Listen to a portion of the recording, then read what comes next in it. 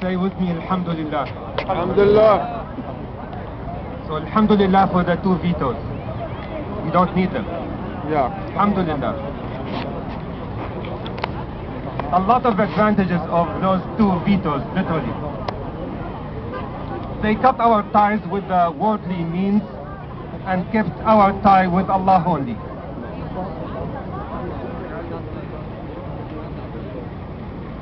Those 2 vetoes let us know that this world order is literally and morally bankrupt. It is too ironic that Russia and China, the weapon manufacturers, ask us to do our business in Syria peacefully. It's very ironic.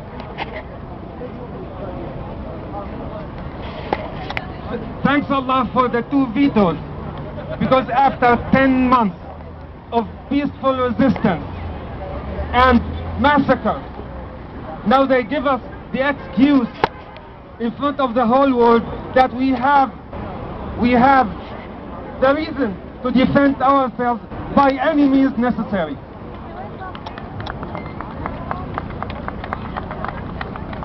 Alhamdulillah for the 2 vetoes, and I got this line from somebody today, because this will transfer our issue, so-called crisis, quote unquote, from the UN Security Council to the Free Syrian Army.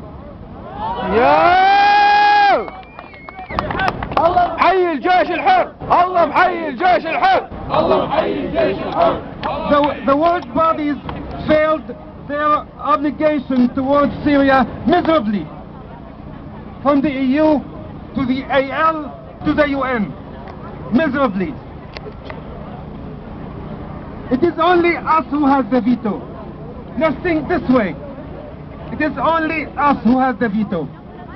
And I still remember when I entered that dungeon in Asad's prison, I looked at the door and said, I'm going to get out against his will. And I did, because Allah allowed it. So he will have nothing to do with it. When we decide that, we will oust him. It's literally us who decide. It's literally our veto.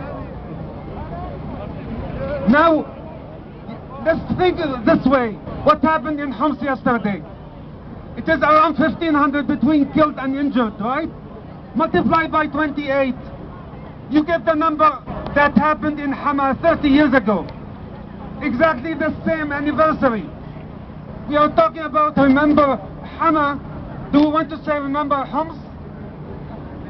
We don't want to say that, because we can't stop this ourselves if we decide. Let's go back 30 years ago to talk about Hama. A third of the city was wiped out. And I'm not talking just from my mind. Go to Google Maps and look at Hama. Still you see the middle of the city white. He destroyed all the historical sites of the city. Deliberately. Even there was a 10-meter long piece of Hama's fence, historical fence. It was destroyed deliberately. 40,000 plus were killed. And imagine this is something that Hama will not forget. When Assad allowed, there was a curfew. After all the killing stopped, there was a curfew. Then he allowed people to get out. And Rifat saw the men in the streets and he said, you did not kill anybody. Round up all those people. And they rounded all of those people. There were around 8,000 and disappeared. And when I went to Hama 2 weeks after the massacre, still you see the slippers and the shoes at the streams of the river. حول ولا قوة.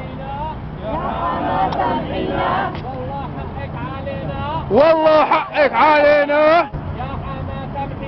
يا حما سامحينا. والله حقك علينا. And the real, I will finish with this. The real musamaha is to bring the killers to justice. Yes. The real musamaha is to bring the killers to justice. Now, not just Hama, You have Homs and Zabadani today is in imminent threat. That's what we need to do. Assalamu alaikum wa rahmatullah.